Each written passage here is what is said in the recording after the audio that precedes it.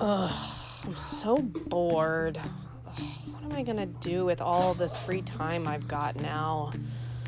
Oh, wait, I have an idea! I'm gonna call Miss Reed. I bet you she would be down for an awesome collaborative project.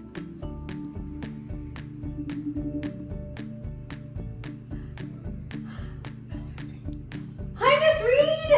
Hi, Miss Bauer. I'm so excited to see you. I'm so excited to see you. I miss you a lot, and I miss being with my teacher friends. And yeah, I love your bow. It's very good.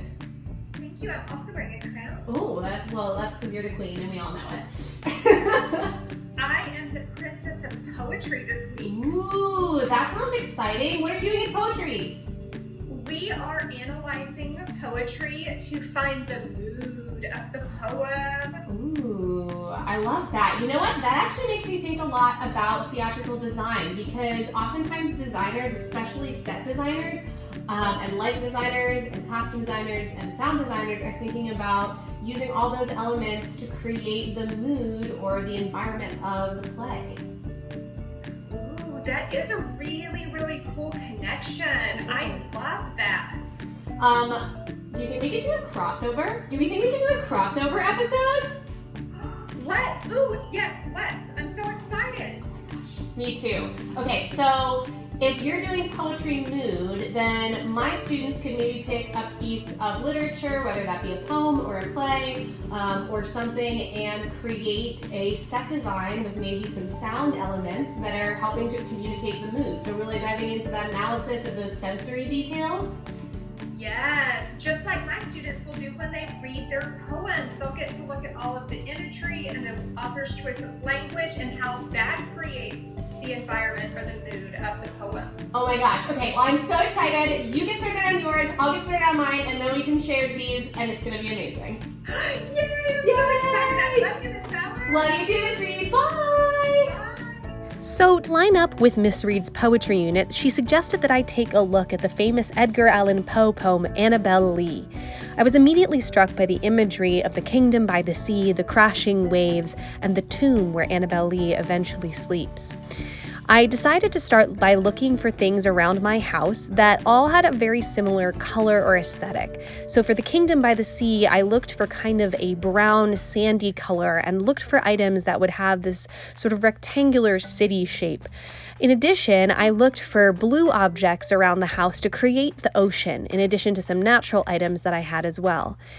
Underneath the table, I knew I wanted to create the space of the tomb, so I used some black umbrellas and fabric to create that darker space. I also went around and found some natural objects, and Mr. Bauer helped me clean up in the meantime. I looked for a space in my house that had a natural kind of separation, using some lighter areas on top like the window, contrasted with the darker areas of the tomb and the ocean underneath, and then of course I couldn't help myself but to play with some lights. So, now that it's complete, here is the poem Annabel Lee. It was many and many a year ago, in a kingdom by the sea, that a maiden there lived whom you may know by the name of Annabel Lee. And this maiden she lived with no other thought than to love and be loved by me. I was a child, and she was a child, in this kingdom by the sea. But we loved with a love that was more than love, I and my Annabel Lee, with a love that the winged seraphs of heaven coveted her and me. And this was the reason that, long ago, in this kingdom by the sea, a wind blew out of a cloud, chilling my beautiful Annabel Lee, so that her highborn kinsman came and bore her away from me, to shut her up in a sepulchre in this kingdom by the sea. The angels, not half so happy in heaven, went envying her and me. Yes, that was the reason, as all men know, in this kingdom by the sea, that the wind came out of a cloud by night, chilling and killing my Annabel Lee. But our love, it was stronger by far than the love of those who were older than we, of many far wiser than we, and neither the angels in heaven above, nor the demons down under the sea, can ever dissever my soul from the soul of the beautiful Annabel Lee.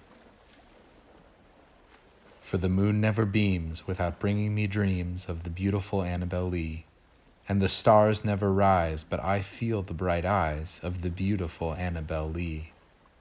And so all the night tide I lie down by the side of my darling, my life and my bride, in her sepulchre there by the sea, in her tomb by the sounding sea. So, while you may not have access to a projector and a light board and a stage light, you probably have a lot of this sort of stuff around your house. Of course, ask your parents' permission before you start disassembling things like I did and putting them into a crazy setup. You also don't have to do it this large. You can make something in a shoebox or something smaller, something in your room, in addition to transforming a section of your house or room.